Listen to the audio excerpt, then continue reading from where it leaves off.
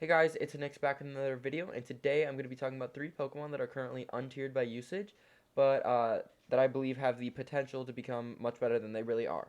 So the first Pokemon that I do want to start out with is actually Liepard. Now Liepard is currently untiered, obviously. It is a pretty frail Pokemon. It's a dark type. It's somewhat fast. It has a base 106 speed. So if we look at it, there's not too much to it, right? The base attack stats are both 88, and its defenses are 50. HP is horrible. Its speed is the only thing that's pretty good. So there's actually a lot of potential with this Pokemon if its hidden ability is released. So this is going to be a more hypothetical situation. If Liepard does get access to its hidden ability, which if you did not know what that is, it is actually Prankster. Prankster gives priority to status moves, which is really good. So the move pool or the moves that I like most recommend for this Pokemon would be Taunt, Fake Out, Sucker Punch, Thunder Wave, U-Turn, Snarl, Fake Tears, and Foul Play. Now these are all a bunch of really interesting moves that can do a lot of damage or can just be really annoying in PvP. Of course, you have, like I said, Thunder Wave, which will be really annoying. You'll have priority with that. So being able to outspeed everything on the field, being able to flinch things with Fake Out, being able to use, like I said, the Thunder Wave and, paralyzing everything. And then you have things like Snarl, which will lower the special attack stat of Pokemon, which is really nice to have, which it actually lowers both of the opposing Pokemon's special attack stat. And then you can taunt your opponent. It's very, very useful Pokemon. Now, I don't really see Liepard ending up in, like, OU, underused. Maybe if it is given Prankster, I could see it in NU, but it would probably stay untiered. But this Liepard would be amazing in doubles. It would be a huge support mon, so you would definitely want to run a timid nature. You could run Jolly, that is also a possibility, but I would recommend timid nature with the EV spread of being 252 speed, 252 attack, and then 6 in whatever other stat you want to put it in. Overall, Liepard has a lot of potential, and it is a great support Pokemon that can dish out some damage with its incredibly irritating move pool. You can be flinched, paralyzed, have your stats lowered, or you can U-turn your way out into a more favorable matchup, so that is Liepard. Alright, so the next Pokemon that I would like to talk about is actually Masquerain. Now, again, an early route Pokemon for Gen 3. It is not the best by any means, but it does have a very unique role.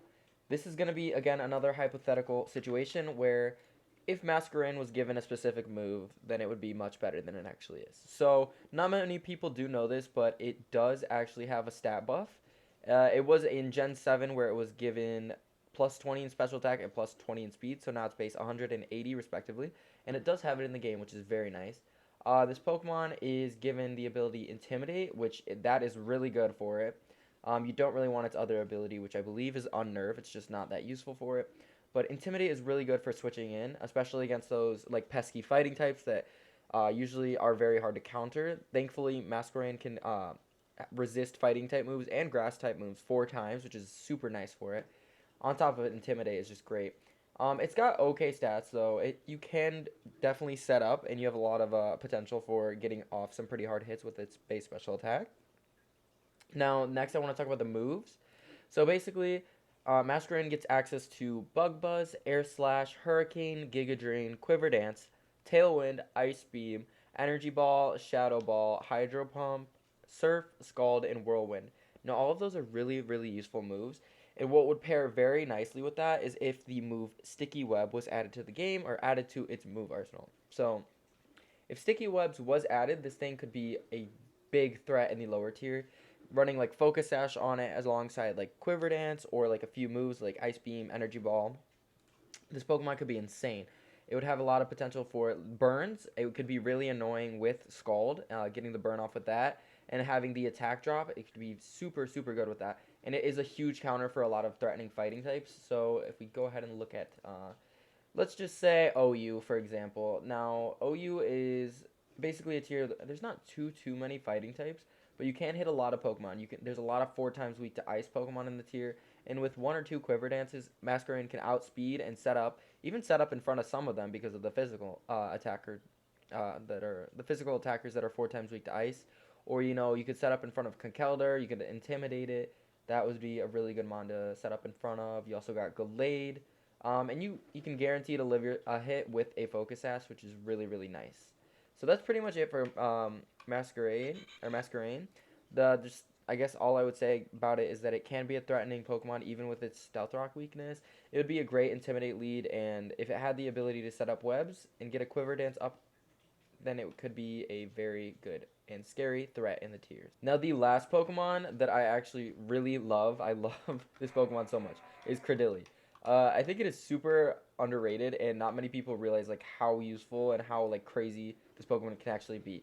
Again, this is going to be another hypothetical situation where if Credilli was given its hidden ability. So, of course, with Credilli, you would want to run Storm Drain as its ability, which is insane for it. It is a rock and grass type, first of all, which is a really unique type, and it becomes immune to water, and it gets a special attack boost every time a water move is used on it.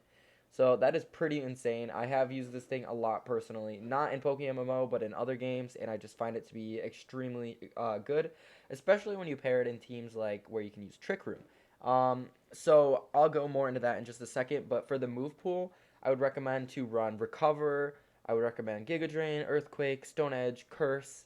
Leech Seed is more of a niche pick, especially because I recommend using this Credilli in doubles. You can use it in singles, but I think it would just be better off in doubles. So anyways, like I said, Leech Seed, and then you get Swords Dance, you get Sludge Bomb, Energy Ball, and Pain Split being another really, really good move. Unfortunately, quite a few of these moves are actually egg moves. So I believe you do get like Recover. Yeah, you get Recover from, I want to say Corsola maybe, but I'm not too sure on that. And then the Miracle is actually another move that could be somewhat useful, but I recommend sticking with like Recover and the other moves that I suggested. So Credilli would be best with a sassy nature, in my opinion. You want to run that, you want to run a lowering speed nature for Trick Room, and then you want to also have that buff to your special defense, that 10% boost. Just really nice. And lowering your speed will be nice for, like I said, Trick Room.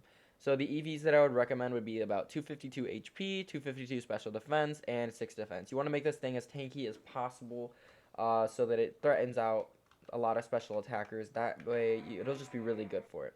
And then, of course, I would also recommend running Curse on it. I think Curse is like a guaranteed slot that it should be used on Credilli at all times. If you're going to run a Trick Room team, this thing would pair nicely with anything that can set up Trick Room pretty much.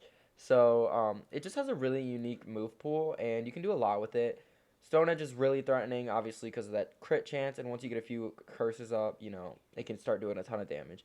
It does have somewhat niche stats at first glance. Like, both of its attacking stats are at 81, but you can make it work, especially because sometimes people are just not aware that this thing gets Storm Drain, which, you know, you get a +1 to your special attack.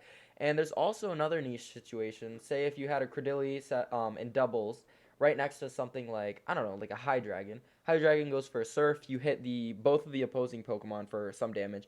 And then Credilli also gets a special attack boost and takes absolutely 0 damage. So that would be very, very good. That is a niche situation, but like it would be super good.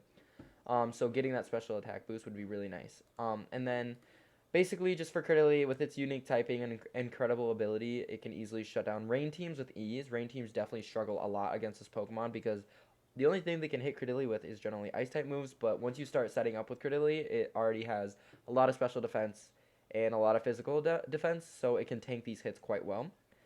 It sets up some curses. It can be an actual threat under Trick Room.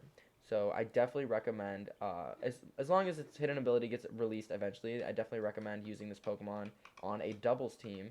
It can be a huge threat. So I hope you guys enjoyed today's video. I love making videos like these, just analyzing some Pokemon that are not really, obviously top of the tier, but have the potential to be somewhat decent in PvP.